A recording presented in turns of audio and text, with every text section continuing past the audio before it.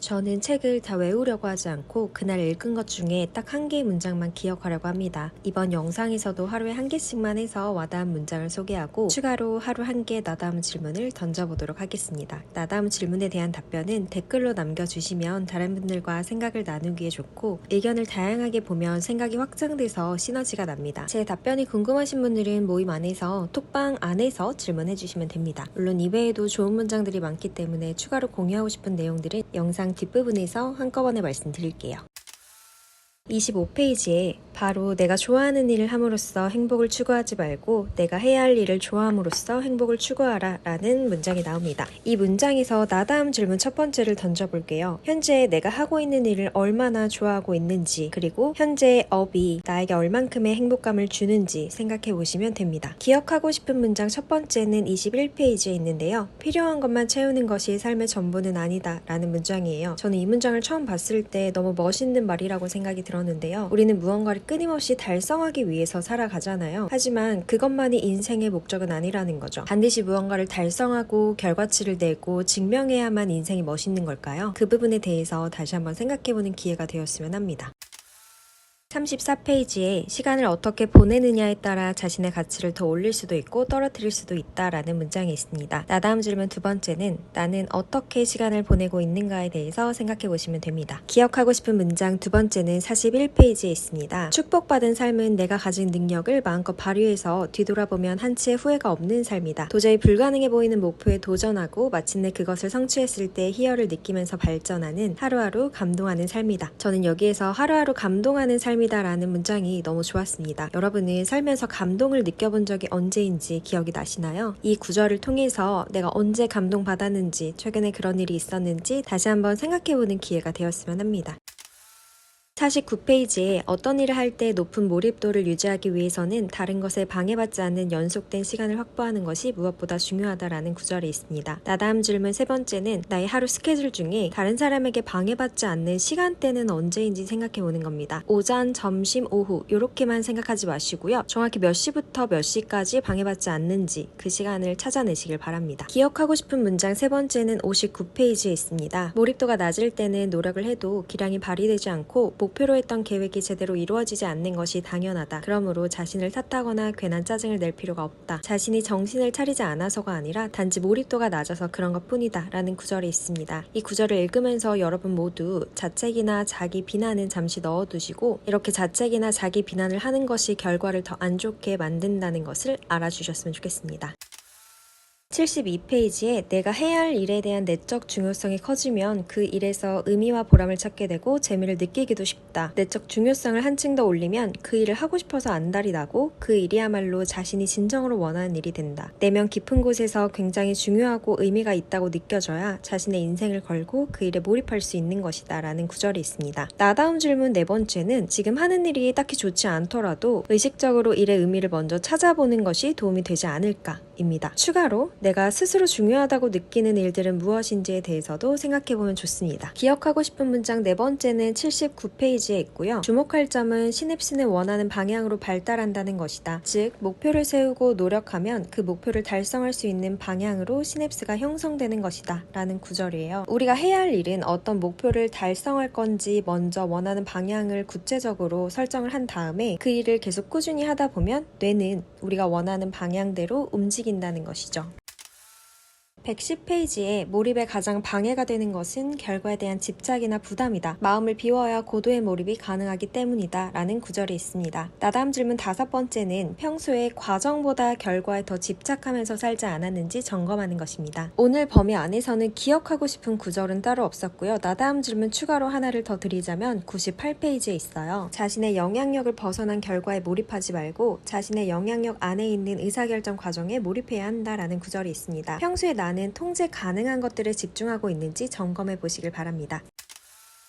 122페이지에 불면증이란 졸리지 않은 상태에서 잠을 자려고 발버둥 치면서 괴로움을 겪는 것이다. 그런데 잠이 오지 않는다는 것은 뇌가 활동을 하고 싶어 한다는 것을 의미한다. 이럴 때는 차라리 생각을 해서 두뇌를 사용하는 것이 더 낫다라는 구절이 있습니다. 나다음 질문 6번째는 과거에 저는 잠이 오지 않을 때는 억지로 자야 한다고 생각을 했었는데요. 이 책을 읽다 보니까 억지로 자는 것보다는 잠이 오지 않으면 오히려 두뇌 사용을 하는 것이 더 좋다고 받아들였어요. 그렇다면 앞으로 잠이 오지 않는다면 그 시간을 어떻게 보내야 의미 있게 쓸 수 있는 걸까요? 기억하고 싶은 구절 6번째는 125페이지에 있습니다. 끈기나 인내심을 요구하는 경우에는 각성 수준이 상대적으로 높을 때 동기부여가 더 잘 되고 수행 능력이 향상된다. 반면 난이도가 비교적 높거나 높은 지적 수준을 요구하는 경우에는 각성 수준이 상대적으로 낮을 때 집중이 더 잘 되고 수행 능력이 향상된다는 것이다 라는 구절이 있습니다. 저는 오히려 이걸 반대로 생각했거든요. 끈기나 인내심을 요구하는 경우에는 각성 수준이 상대적으로 낮아야 한다고 생각을 했고, 난이도가 비교적 높거나 높은 지적 수준을 요구하는 경우에는 각성 수준이 높아야 한다고 생각을 했었는데요. 이 구절 같은 경우에는 저는 깨달음을 얻게 돼서 꼽게 되었습니다.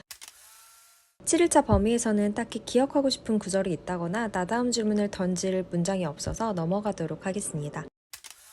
169페이지에 그의 좌우명은 정말로 고민하면 해결 안 될 문제가 없다라고 한다 라는 구절이 있습니다. 나다음 질문 8번째는 우리는 살면서 이런 경험을 얼마나 했는지, 이런 태도로 산 적이 있는지 생각해보는 것입니다. 기억하고 싶은 문장 8번째는 178페이지에 고민과 생각을 확실히 구별해야 한다 라는 문장이 있고, 그 옆에 179페이지에 문제가 생겼을 때 고민만 할 것이 아니라 그 문제를 어떻게 해결할지 생각을 해야 한다 라는 문장이 있습니다. 우리는 보통 해결되지 않는 고민만 가지고 머리를 꽁꽁 싸매고 있잖아요. 그게 아니라 이 문제를 어떻게 해결할지 생각하는 게 중요해서 이 문장을 소개해드렸습니다.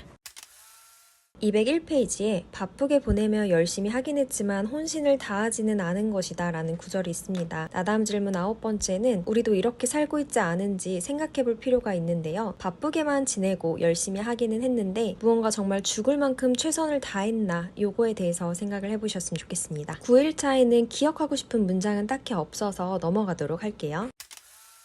212페이지에 공부를 할 때 잠을 줄이면 긍정적인 화학물질이 잘 분비되지 않아 집중이 안 되고 공부하기가 싫어진다. 따라서 절대 잠을 줄이지 말고 깨어있는 시간을 알차게 보내야 한다 라는 구절이 있습니다. 나다음 질문 10번째는 평소에 시간이 없다고 말하면서 깨어있는 시간 동안 낭비하고 있지는 않은지 점검해 보시길 바랍니다. 기억하고 싶은 구절 10번째는 216페이지에 있어요. 평균적인 노력을 하고 평균적인 삶을 살면서 성공하기는 힘들다. 각 분야에서 정상에 있는 사람들을 보면 모두 비정상적인 노력을 하고 비정상적인 삶을 살았다. 몰입은 최선의 삶을 구현하는 한 방법이지만 분명 평균적인 삶은 아니다 라는 구절이 있습니다. 저는 이 구절을 읽으면서 내가 반드시 몰입을 해야만 하는 이유를 꼭 찾아야 한다라는 생각을 했습니다. 기억하고 싶은 구절 11번째는 247페이지에 있습니다. 내가 추구하고자 하는 변화를 이끌어내기 위해서 관련된 구동력과 확률을 바꾸는 방법을 알고 이를 실천할 수 있다면 앞으로의 인생을 얼마든지 자기 뜻대로 바꿀 수 있는 것이다 라는 구절이 있어요. 그 위에 여러 가지들이 있는데요. 공부를 열심히 해야 하는 이유를 반복해서 생각하는 거, 그래서 내적 중요성을 증대시키는 거, 동기부여를 수동적이 아니라 능동적으로 바꿔야 하는 거, 이런 부분들이 앞에 나오는데요. 이 문장을 보면서 근본적인 것에 대해 생각하는 힘을 키우면 인생을 좀 더 주도적으로 살 수 있다는 결론이 났어요. 오늘 파트에서 나다음 질문은 따로 없습니다. 272페이지에 어린 나이에 쾌감이 쉽게 길들여지는 컴퓨터 게임에 노출되기 전에 보람이 수반되는 재미를 경험하도록 해야 한다. 소모적인 행위에 대한 시냅스가 형성되기 전에 생산적인 재미에 대한 시냅스가 만들어지고 뻗어나가도록 해야 하는 것이다 라는 구절이 있습니다. 나다음 질문 12번째는 우리는 어렸을 때 어땠는지 생각을 해보는 건데요. 어렸을 때 보람되었던 순간이 언제였는지, 그때 어떤 행동들을 했었는지 생각해 보시길 바랍니다. 기억하고 싶은 구절 12번째는 259페이지에 있습니다. 의도적인 생각으로 의도적인 시냅스를 생성시킬 수 있다. 지금으로부터 약 100년 전 아무리 사소한 생각이라도 예외 없이 두뇌의 구조를 변화시켜서 흔적을 남긴다는 놀라운 통찰을 한 사람이 있다라는 구절이 있습니다. 결국은 생각의 중요성에 대해서 말하는 부분인데요. 이 부분은 너무너무 중요해서 여러분도 책으로 직접 확인을 하셨으면 좋겠습니다. 290페이지에 프로는 자신이 하는 일 하나하나에 의미를 두고 목숨을 걸고 혼신을 다하는 반면 아마추어는 자신이 하는 일에서 평생 목숨을 걸 만큼 중요한 의미를 찾지 못한다 라는 구절이 있습니다. 여기 나오는 구절들을 보면서 나는 프로인가 아마추어인가 생각을 해보셨으면 좋겠고, 혹시라도 아마추어라고 판단이 되면 어떤 부분을 더 보완해야 하는지 노력해야 하는지 생각하는 기회가 되었으면 합니다. 이 부분이 나다움 질문 13번째였고요. 기억하고 싶은 구절 13번째는 298페이지에 있습니다. 내가 하는 분야가 중요한 만큼 다른 사람이 하는 분야도 중요할 것이라고 생각하는 자세를 가져야 한다. 내 일이 존중받기 위해서는 남의 일도 존중해야 한다 라는 구절이 있어요. 언제나 열린 자세로 다양성을 존중하고 내가 소중하면 남도 소중하다는 태도를 가져야 한다라는 걸 한 번 더 상기시킬 수 있는 기회가 되었습니다. 마지막 날입니다. 315페이지에 어려운 환경의 순기능은 그 환경에 처한 사람을 끊임없이 시험하고 도전하게 한다는 것이다. 이러한 시험과 도전은 그 사람을 발전시키고 정신적으로 성숙하게 한다라는 구절이 있는데요. 마지막 나다움 질문은 이 힘든 상황들은 도대체 나에게 어떤 걸 알려주고 싶은가에 대해서 생각해 보시길 바랍니다. 만약에 지금 힘든 일이 있다면 내가 이 경험으로 배워야 할 것은 무엇인지에 대해서 생각해 보시면 되고, 지금은 힘든 일이 없지만 과거에 힘든 일이 있었다면 과거에 일어났던 일이 왜 일어났을지, 그 경험을 통해서 어떤 걸 배우면 되는지 다시 한번 생각해 보셨으면 좋겠습니다. 마지막으로 기억하고 싶은 구절은 320페이지에 있습니다. 삶에서도 이러한 자세가 필요하다. 자신을 조금 더 긍정적인 상태로 만들기 위해서는 조금 더 잘해보려고 바동거리는 자세가 필요하다라는 부분이 있습니다. 바동거린다라는 표현이 되게 귀여운데요. 앞에서 말했던 것처럼 열심히만 사는 게 중요한 게 아니라 열심히 살 때 내 삶의 방향성을 잘 끌고 가고 있는지 체크를 하는 계기가 되었으면 합니다. 여기서부터는 제가 제 식대로 책을 해석하는 부분을 공유해 드릴 텐데요. 지극히 저의 주관적인 생각이고 정답이라고 주장을 하는 건 아니기 때문에 참고만 해주세요. 17페이지에 보면 이쪽 부분을 보면서 저는 이렇게 정리를 했습니다. 생존을 위한 삶은 필요한 만큼만 노력을 하고 그래서 수동적으로 사는 태도라고 생각을 했고, 후회 없는 삶은 최대한으로 노력을 하고 능동적이고 적극적으로 살아가는 자세라고 생각을 했습니다. 이 두 가지 태도는 시간이 지날수록 삶에서 나타나는 결과도 달라진다라는 부분을 알 수가 있었어요. 뒷부분의 18페이지에 보면 이 소중한 하루하루를 어떻게 살아갈 것인가, 이 부분에 있어서 저는 하루하루가 소중하다는 걸 알고 있는지에 대해서 질문을 던져봤습니다. 22페이지에 많은 분들이 아셨으면 하는 문장이 있었는데요. 어떠한 상황에서도 좌절하지 않는 능력을 키우는데 중점을 둬야 한다. 실패를 견디는 능력이 생긴다 라는 부분이 있어요. 이 영상을 보시는 분들도 여기에 집중을 해주셨으면 좋겠습니다. 28페이지 보면 자유시간이 주어졌을 때 심심하다고 생각하는 사람은 구조적으로 수동적일 수밖에 없다라는 부분이 있는데요. 적극적으로 살면 심심할 틈이 없더라고요. 29페이지에 보면 구동력이 무엇이냐에 따라 그 사람의 행위가 수동적이거나 능동적이 된다라는 부분이 있는데요. 구동력은 쉽게 얘기해서 동기부여라고 생각하시면 될 것 같아요. 그래서 나에게 행동을 일으키는 동기부여가 무엇인지, 그리고 수동적으로 살고 있다면 능동적으로 살아가기 위해서 어떻게 해야 되는지 한번 생각을 하셨으면 좋겠습니다. 32페이지에 보면 여기에 나와 있는 부분들을 제가 정리를 해봤는데요.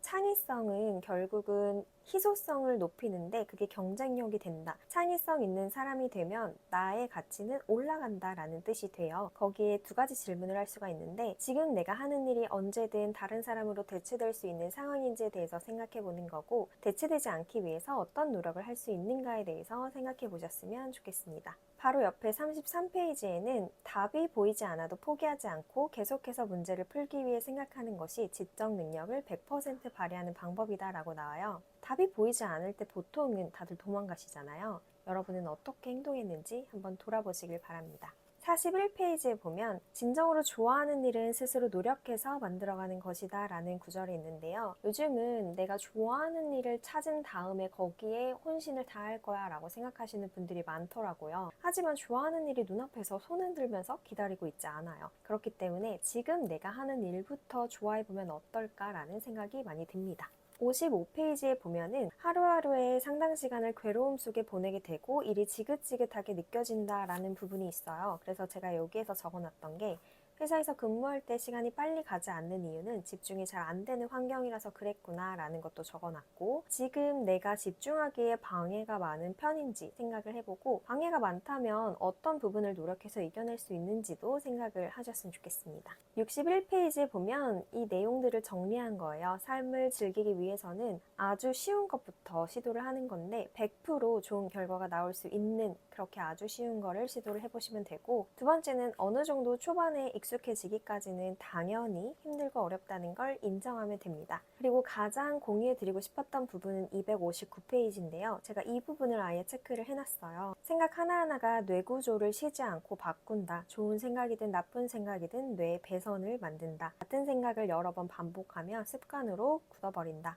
성격도 생각하는 방향으로 바뀐다. 우리가 지금 하고 있는 생각들이 결국은 나를 만든다 라고 생각을 하시면 되고, 뇌라는 거는 한번 형성이 되면 바뀌지 않는 게 아니라 나이가 먹어도 계속해서 끊임없이 바뀐다고 해요. 그렇다면 나의 뇌를 어떻게 단련할 것인지에 대해서도 생각을 해보면 좋겠죠. 그 뇌에 어떤 생각들을 넣어줄 것인지에 대해서도 고민하는 시간이 되었으면 합니다. 몰입에 대해서 말씀을 드렸고요. 제가 생각하는 몰입은 이 책을 읽기 전에는 집중력이라고 생각을 했어요. 하지만 책을 다 덮고 나서 생각이 드는 거는 집중력보다는 하나의 생각에 대해서 골똘히 고민하는 거, 생각하는 거라고 결론이 내려졌습니다. 문제 해결일 수도 있고 앞으로의 방향성일 수도 있고 더 나은 해답을 찾기 위해서일 수도 있고, 결국은 플러스가 되는 방향으로 생각을 많이 하는 거, 그게 몰입이라는 걸 알게 됐어요.